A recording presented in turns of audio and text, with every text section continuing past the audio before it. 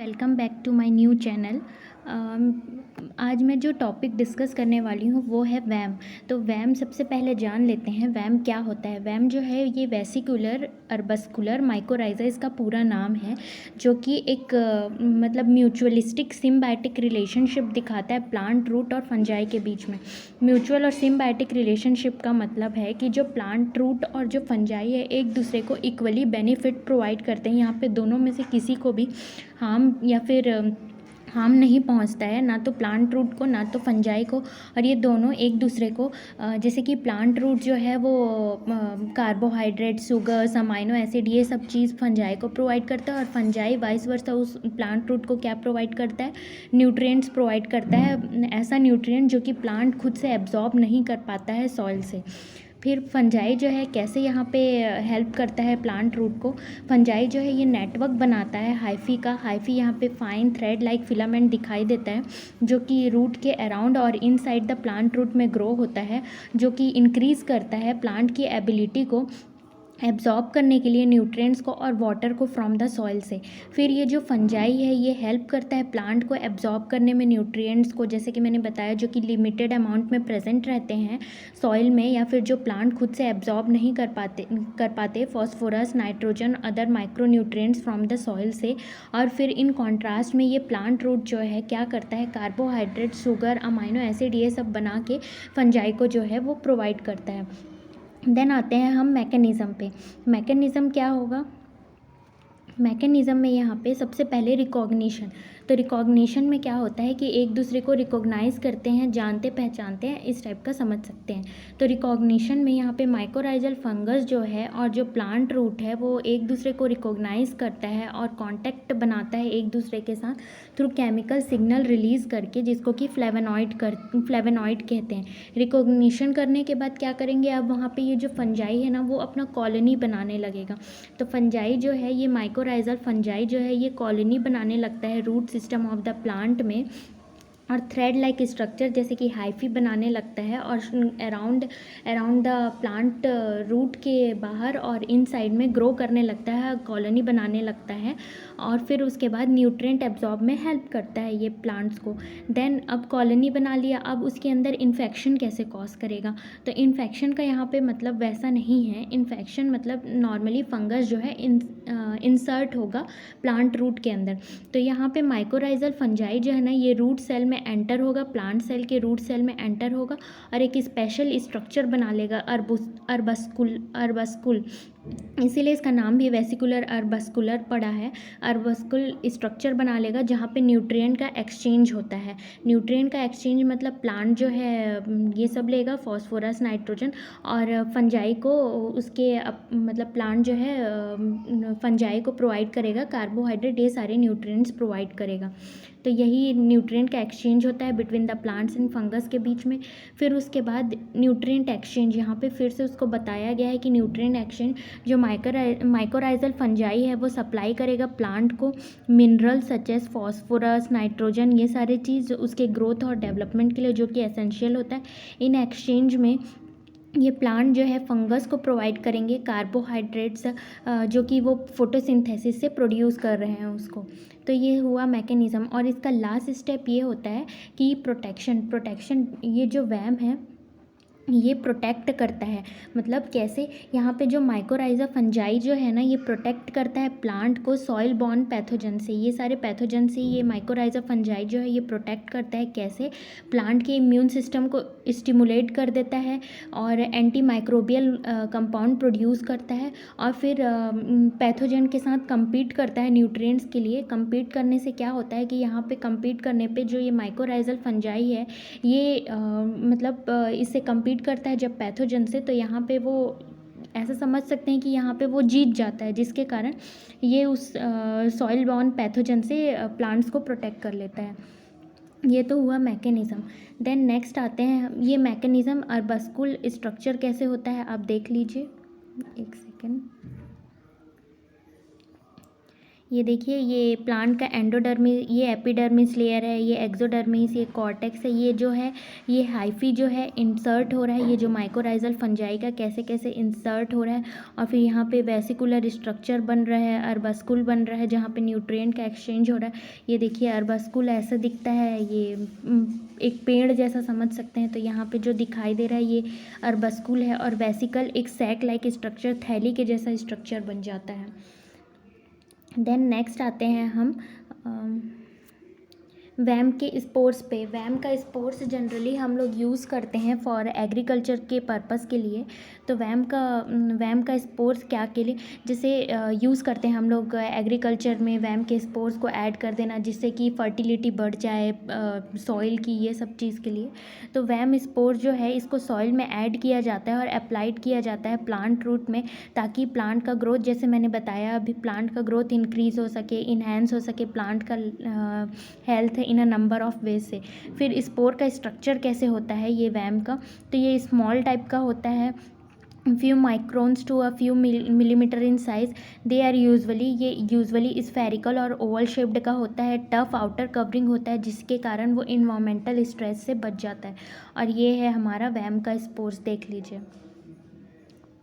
Then next आते हैं हम, ये डिफरेंट टाइप के स्पोर्स हैं वैम के, अलग अलग टाइप के, जो अलग अलग फंजाई जो हैं अपने स्पोर्स प्रोड्यूस करते हैं।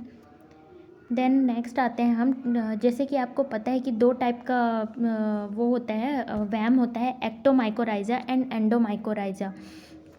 फर्स्ट हम लोग देखेंगे एंडोमाइकोराइजा को। फर्स्ट में देखेंगे एंडोमाइकोराइजा, इसको ऑल्सो नोन एज अर्बस्कुलर माइकोराइजा भी कहते हैं। ये ऐसे टाइप का माइकोराइजा है जिसमें कि फंजाई जो है, फंजाई का जो हाइफी है वो पेनिट्रेट करता है रूट के सेल्स में होस्ट प्लांट के, और ये फंजाई फिर स्पेशलाइज्ड स्ट्रक्चर बनाने लगता है जिसको कि अर्बस्कुल कह देते हैं।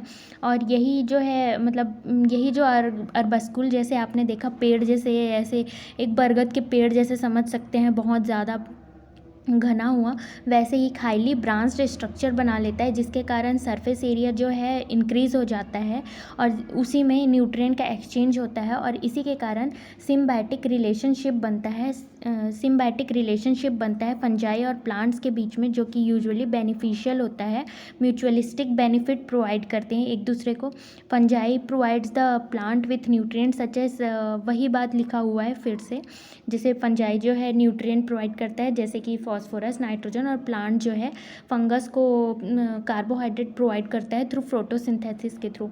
ये जो है एंडोमाइकोराइजा का स्ट्रक्चर है, ये देखिए, ये जाइलम है, फ्लोएम है, एंडोडर्मल सेल्स है, ये अर्बस्कुल, ये एक देखिए पेड़ जैसा छोटा छोटा, इसी को हाईली ब्रांच्ड स्ट्रक्चर कह दिया गया है। वेसिकल जो कि सैक लाइक स्ट्रक्चर होता है, हाइफी यहाँ पे पेनिट्रेट करके अर्बस्कुल स्ट्रक्चर बनाता है, और यहाँ पे न्यूट्रिएंट का एक्सचेंज होता है, ये स्पोर्स का फॉर्मेशन होता है इसके ऊपर।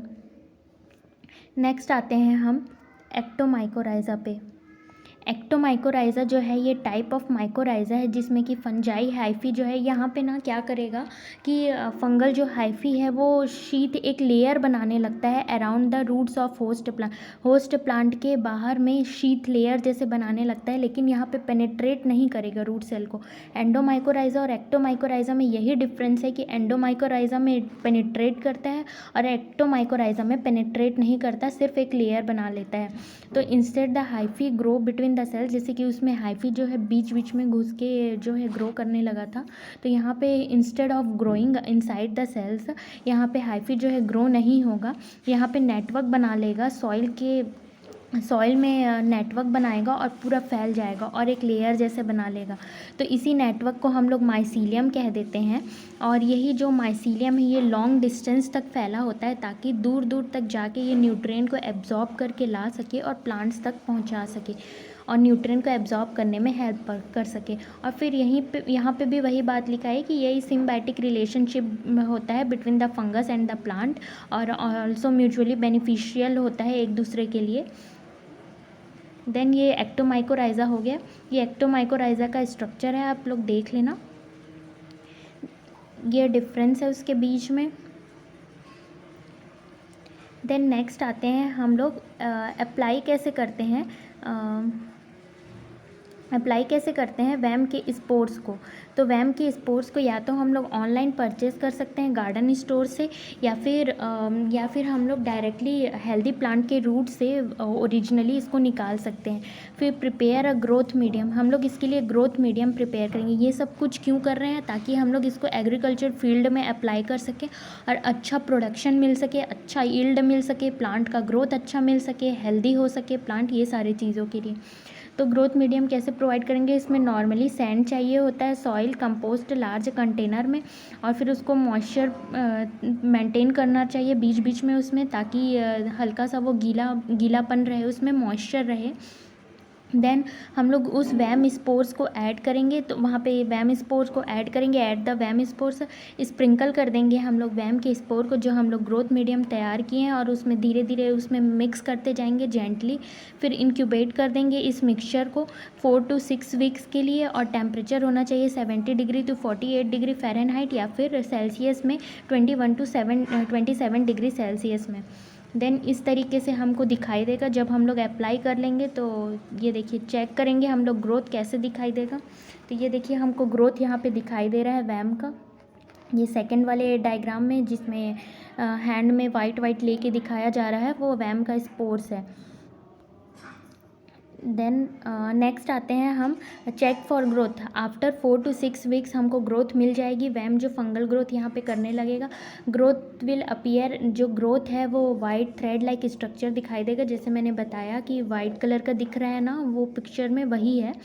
देन हम लोग इसको हार्वेस्ट कर लेंगे।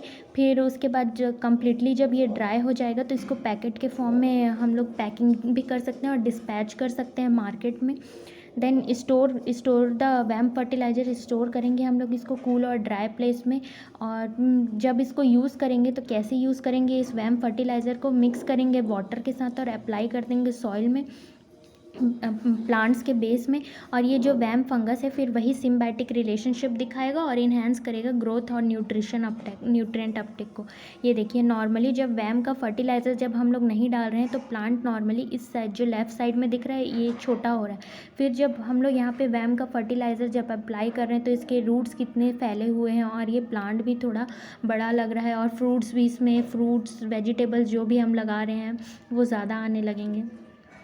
ये इस तरीके का वैम का पैकेट आता है।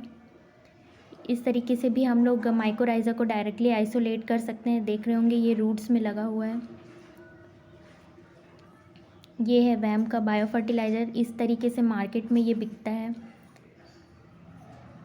देन वही इम्पोर्टेंस दिया हुआ है, तो इम्पोर्टेंस में आप नॉर्मली जानते हैं कि ये प्लांट ग्रोथ को इंक्रीज़ करता है, क्रॉप यील्ड को इम्प्रूव करता है, फंजाई और प्लांट ये सिम्बायोटिक रिलेशनशिप दिखाता है यहाँ पे यूज़। और यहाँ पे फंजाई जो है कार्बन कंपाउंड को रिसीव करता है, और प्लांट इसको प्रोवाइड करता है, और ये फंजाई जो है इसको एनर्जी के रूप में यूज़ करता है।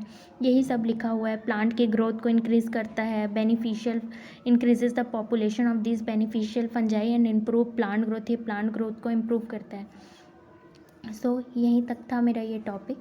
Thank you. अगर आपको ये पसंद आया हो तो लाइक करें, सब्सक्राइब करें, कमेंट करें, और भी बताएं कि कौन से वीडियो पे मुझे कौन से टॉपिक पे वीडियो लेके आना चाहिए। सॉरी, थोड़ा अभी नर्वस फील हो रहा है क्योंकि ये मेरा न्यू चैनल है। सो आप लोग के सपोर्ट से मैं आगे जा सकती हूँ, तो प्लीज़ मुझे सपोर्ट करें, लाइक करें, सब्सक्राइब करें इस चैनल को। और आप जो भी कमेंट करेंगे जिस भी टॉपिक में बनाने के लिए, मैं उस टॉपिक में कोशिश करूँगी कि जल्द से जल्द वीडियो लेके आया जाए। Thank you guys.